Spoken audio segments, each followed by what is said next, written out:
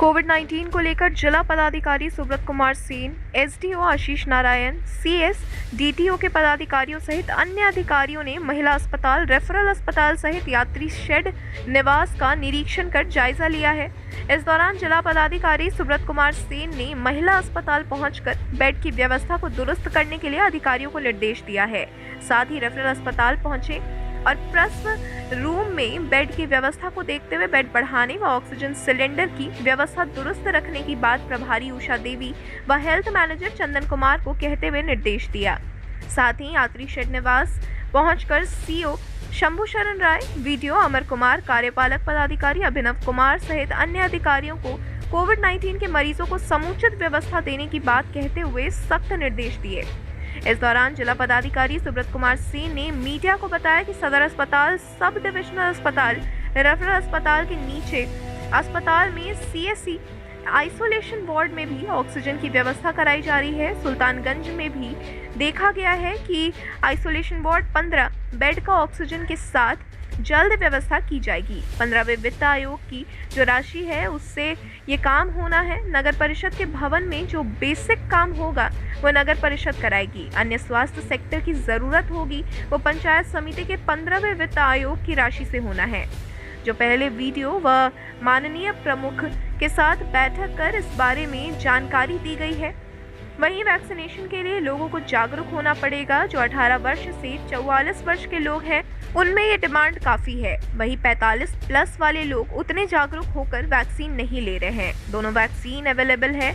किसी तरह की भ्रांति है तो कंट्रोल रूम में फ़ोन कर भ्रांति को दूर किया जा सकता है। हम लोग फील्ड में रहकर भी कोई पदाधिकारी कोरोना से संक्रमित हुए हैं तो बहुत जल्द ही ठीक भी हो गए हैं।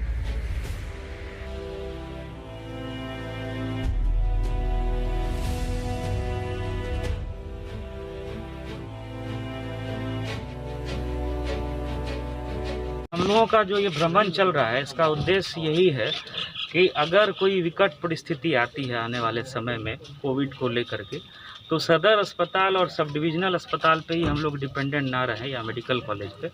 उससे नीचे के स्तर पर जो हमारा सीएससी है, रेफरल हॉस्पिटल है, वहाँ भी हम लोग आइसोलेशन वार्ड और वहाँ ऑक्सीजन की व्यवस्था जंबो सिलेंडर के साथ प्रॉपर तैयारी हम लोग करा रहे हैं। सुल्तानगंज में भी हम लोगों ने देखा और 15 बेड का हम लोग आइसोलेशन वार्ड और पूरे ऑक्सीजन सप्लाई के साथ हम लोग जल्दी ही तैयार कर लेंगे।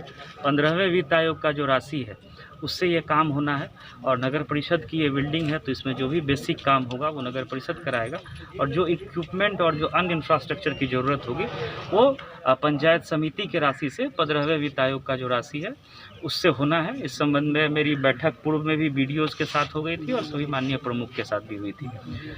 दूसरी बात जो मुझे कहनी है कि वैक्सीनेशन को लेकर के लोगों को जागरूक होना पड़ेगा। 18 से 44 साल में तो काफ़ी डिमांड है, लोग बहुत उत्सुक हैं, लेकिन 45 प्लस वाले में लोग उतने जागरूक होकर के वैक्सीन नहीं ले रहे हैं।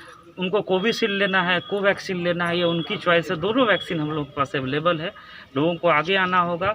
किसी तरह की अगर कोई भ्रांति है तो आप हमारे कंट्रोल रूम में हम लोगों के फ़ोन पे कॉल करके आप उस भ्रांति को दूर कर सकते हैं। हम लोगों ने सभी लोगों ने 2 डोज लिया है और यही कारण है कि हम लोगों के फील्ड में रहने के बावजूद भी देखेंगे अगर संक्रमण किसी को हुआ भी है, किसी पदाधिकारी कर्मी को, तो जल्दी ही ठीक हो गए।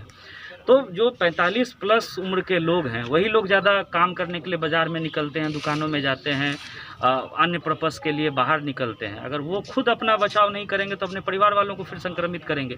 इसीलिए बहुत ज़रूरी है जो 45 साल से ज़्यादा उम्र के लोग छूटे हुए हैं वो सेंटर्स पे आकर के, अब तो हम लोगों ने गाड़ियाँ 21 गाड़ियाँ ज़िले में निकाली हैं जो गांव में भ्रमण कर रही हैं, तो वो जब वहाँ का जो नज़दीक का केंद्र है वहाँ उनको पहुँचना है और पहुँच करके वैक्सीन लेना है। ये फिर मैं लगातार हम लोग जागरूकता अभियान चला रहे हैं, लोगों से अपील कर रहे हैं। फिर मैं अपील करूँगा कि वैक्सीनेशन को लेकर के लोगों को जागरूक होना होगा। स्वास्थ्य विभाग और पूरे जो भी प्रशासनिक पदाधिकारी हैं प्रयास कर रहे हैं, लेकिन लोग जब तक लोग अच्छे से समझ करके सामने नहीं आएंगे तो अपेक्षित सफलता हम लोगों को नहीं मिल पाएगी। सर तीसरी वेव में कहा जा रहा है कि बच्चों पर ज़्यादा नहीं, प्रभाव इसका पड़ेगा, कोई तो उसके- एविडेंस नहीं है और इसके कोई हम एक्सपर्ट भी उसके नहीं लिए है। सर यहाँ क्या तैयारी की है? हमने क्षमता में? जैसे पहले ही आपको बताया जी। कि अगर कोई विकट परिस्थिति आ सकती जी। है, वो किसी भी रूप में हो सकता है, जी। उसके लिए हम लोग ये अग्रिम तैयारी कर रहे हैं कि जैसे हम लोगों ने सदर अस्पताल में 90 बेड का किया था और नौगछिया और कहलगांव में किया था सब डिविजनल हॉस्पिटल में। अब हम लोग